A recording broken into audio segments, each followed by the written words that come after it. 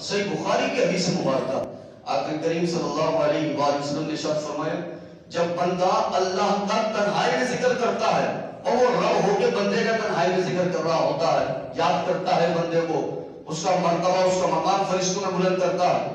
جب بندہ مجمع کے اندر اللہ کا ذکر کرتا ہے اللہ اس بندے کے ذکر کو مجمع میں عام کر دیتا ہے. آقا فرمایا مثال دینا حضور کہا بندہ ایک بالش اللہ کے قریب ہوتا ہے اللہ کی رحمت 2 بالش اس کے قریب ہو جاتی ہے. حضور نے فرمایا بندہ ایک ہاتھ کے برابر اللہ کے قریب ہوتا ہے اللہ کی رحمت 2 ہاتھ کے برابر اس کے قریب آ جاتی ہے. آقا فرماتے بندہ اللہ کی طرف چل کے جاتا ہے اللہ کی رحمت توڑتے ہوئے اس کے قریب آ جاتی ہے. تو فرمایا تو چاہتا ہے نا کہ تجھ پر رحمتوں کی بارشوں کا نزول ہو. یہ آقا کی حدیث مبارکہ کہ تو جب اللہ کے ذکر سے اپنی زبان کو ترک کرے گا نا تو اللہ تبارک و تعالیٰ پھر دیکھ کسی رحمتوں کی بارشوں کا نزول فرماتا ہے. حضرت موسیٰ علیہ السلام نے ایک دن اللہ سے عرض کیا تھا مولا کوئی مجھے وظیفہ بتاؤ نا کہ میں وہ وظیفہ کروں تیری رحمتوں کی بارشیں مجھ پر نازل ہو جائیں. اللہ نے فرمایا موسیٰ لا الہ الا اللہ کا ورد کرنا. حضرت موسیٰ نے عرض کیا مولا میں تیرا نبی ہوں کلیم ہوں کوہ طور پر تجھ سے کلام کرتا ہوں. یہ وظیفہ تو ہر بندے کے لیے ہے. کوئی ایسا وظیفہ ہو جو موسیٰ کے ساتھ خاص ہو. ہم بھی تو کہے نا کہ یہ ہر بندے کے لیے نہیں کہ تو موسیٰ کو عطا کیا گیا. کوئی میرے ساتھ خاص ہو ایسا وظیفہ دے دیا جائے. اللہ نے فرمایا کہ لا الہ الا اللہ یہی تمہارا وظیفہ ہے. وجہ کیا ہے؟ فرماتے ہیں اس لیے کیونکہ لو ان السماوات السبع والارضین فی کافۃ ولا الہ الا اللہ فی کافۃ. اور اللہ فرماتے اللہ نے وہی فرمائی کہ اگر ساتوں زمین ساتوں آسمان کو ترازو کے ایک پلڑے میں رکھ دیا جائے ولا الہ الا اللہ فی کافۃ اور صرف یہ جملہ لا الہ الا اللہ اس کو ایک پلڑے میں رکھ دیا جائے اس کا پلڑا ساتوں زمین ساتوں آسمان پر بھاری رہے گا. اس لیے ہم نے یہ تجھے وظیفہ عطا فرمایا ہے. کہا یہ اللہ کا ذکر ہے یہ کوئی معمولی شے نہیں ہے. کہا اس کو اپنی زبان پر جاری کرو پھر دیکھو اللہ کیسی رحمتوں کی بارشوں کا نزول کرتا ہے. حضرت جنید بغدادی رحمۃ اللہ تعالی علیہ نصرۃ المجالس کتاب کا نام ہے. اس کتاب کی روایت ہے کہ جنید بغدادی رحمۃ اللہ تعالی علیہ ایک دن حج پر جا رہے تھے. دوران سفر آپ کی سواری نے قسطنطنیہ کی طرف رخ کر لیا.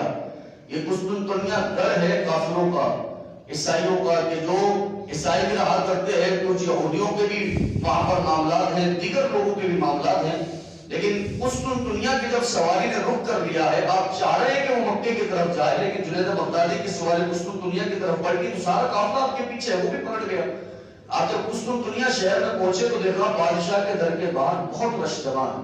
تو حضرت جنید بغدادی رحمۃ اللہ تعالی علیہ اس کے دروازے کے قریب پہنچے لوگوں سے پوچھا معاملہ کیا ہے. لوگوں نے کہا حضور والا بادشاہ کی بیٹی ہے ذات کی کافرہ ہے بادشاہ بھی کافر ہے لیکن معاملہ یہ ہے کہ جناتوں نے قابو کر لیا اور رش اس لیے جمع ہے کہ سارے قسطنطنیہ والے حکیموں کی تلاش میں لگ گئے ہیں کہ کوئی حکیم ہمیں مل جائے تو اس کا علاج کرے. اور حال یہ ہے کہ اس کی بیٹی اتنی طاقتور ہو چکی ہے کہ اس کو زنجیروں سے باندھا گیا. جنید بغدادی رحمۃ اللہ تعالی علیہ فرماتے آپ بادشاہ سے جا کے اجازت دو اگر میں اپنی ذات سے کوشش کروں تو کیا مجھے موقع دیا جائے. جب بادشاہ کو آپ کا بتایا گیا تو آپ نے کہا ٹھیک ہے. بادشاہ نے کہا ٹھیک ہے بلا لیجیے جنید بغدادی کو. حضرت جنید بغدادی رحمۃ اللہ تعالی علیہ اندر گئے دیکھا زنجیروں سے جکڑا ہوا ہے اور وہ خوبرو نوجوان عورت ہے اور اس کو باندھا اس طرح سے گیا ہے کہ لگ رہا ہے کہ اگر اسے کھول دیا جائے تو اس نے تہلکہ مچا دینا ہے جہاں پر لوگوں کو برباد کر دینا ہے. اتنا طاقتور جن اس پر حاوی ہے. حضرت جنید بغدادی رحمۃ اللہ تعالی علیہ سے اس کا باپ جو کہ بادشاہ بھی تھا کہنے لگا حضور والا بڑے بڑے حکیم آ چکے ہیں اور بڑے بڑے حکیموں کی تلاش بھی ہے لیکن میری بیٹی کا حل کوئی نہیں نکال پا رہا. آپ کے پاس کوئی حل ہے تو بتائیے. جنید بغدادی اس کی بیٹی سے کہنے لگے تو پڑھ لا الہ الا اللہ محمد رسول اللہ. وہ پڑھنے لگی لا الہ الا اللہ محمد رسول اللہ. زنجیریں کسی نے کھولی نہیں اچانک خود ہی ٹوٹ گئی کھڑی ہو گئی. کہنے لگے حضور والا میں اپنے آپ کو پرسکون محسوس کر رہی ہوں. بادشاہ بڑا خوش ہوا اور کہنے لگا حضور والا کیا بات ہے ایک کلمے نے اس کی زندگی کو بدل دیا ہے. ہم نے تو بڑے بڑے حکیموں کو دکھایا لیکن کوئی اس کا علاج نہیں کر پا رہا تھا.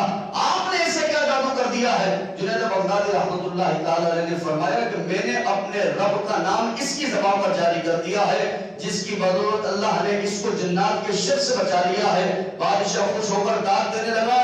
جنید بغدادی رحمۃ اللہ تعالی علیہ فرمائے او میرے رب کا نام اتنا طاقتور ہے کہ اگر کوئی زبان پر جاری کرے اللہ ظاہری بیماریاں بھی دور کر دیتا ہے باطنی بیماریاں بھی دور زندہ ہے. میں تجھے دعوت دیتا ہوں، تیری بیٹی کو ظاہری بیماری تھی وہ تو دور ہو گئی ہے، جو باطنی بیماری کفر کی تیرے دل میں مبتلا ہے، ایک مرتبہ زبان پر کلمہ جاری تو کر دیکھ اللہ اس بیماری کو کیسے دور فرماتا ہے.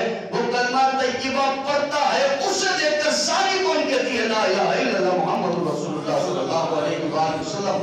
تو بات ہے کہ اللہ کے ذکر کی، کہ اللہ تبارک و تعالیٰ کا ذکر جب بندے کی زبان پر جاری ہو جائے نا، حدیث مبارکہ آقا کریم صلی اللہ علیہ وآلہ وسلم نے ارشاد فرما دو، اس پر آپ نے میرے سامنے عمل کرنا ہے. یہ ہم کر سکتے ہیں. دوران وضو کوئی منہ دھو رہا ہے، ہاتھ دھو رہا ہے، سر کا مسح کر رہا ہے، دونوں پاؤں دھو رہا ہے، اور اب دوران وضو ایک جملہ زبان پر جاری کر لیتا ہے لا الہ الا اللہ لا الہ الا اللہ لا الہ، ہاتھ کی دھو رہا جملہ چل رہا ہے لا الہ الا اللہ لا الہ الا اللہ. میرا آقا ارشاد فرماتے ہیں یہ اللہ کے نام کی برکت کیا ہے. جب تم وضو کر رہے ہو اور دوران وضو یہ جملے تمہاری زبان پر جاری ہو، اللہ تمہارے وضو کے گرتے ہوئے پانی کے ہر قطرے کے بدلے ایک فرشتے کو پیدا کرتا ہے. وہ فرشتہ کیا کرتا ہے؟ وہ فرشتہ پھر اللہ کا ذکر کرتا ہے. کب تک کرتا ہے؟ تم تو دنیا سے چلے جاؤ گے، تمہارے قطرے سے پیدا ہوا فرشتہ قیامت تک کے لیے ذکر کر رہا ہے. اور آقا نے فرمایا وہ قیامت تک ذکر کرتا رہے گا، سارا ثواب اللہ وضو کرنے والے کو عطا فرماتا ہے. بات یہ ذکر الہی کی ہے کہ اللہ کا ذکر جاری ہو جائے.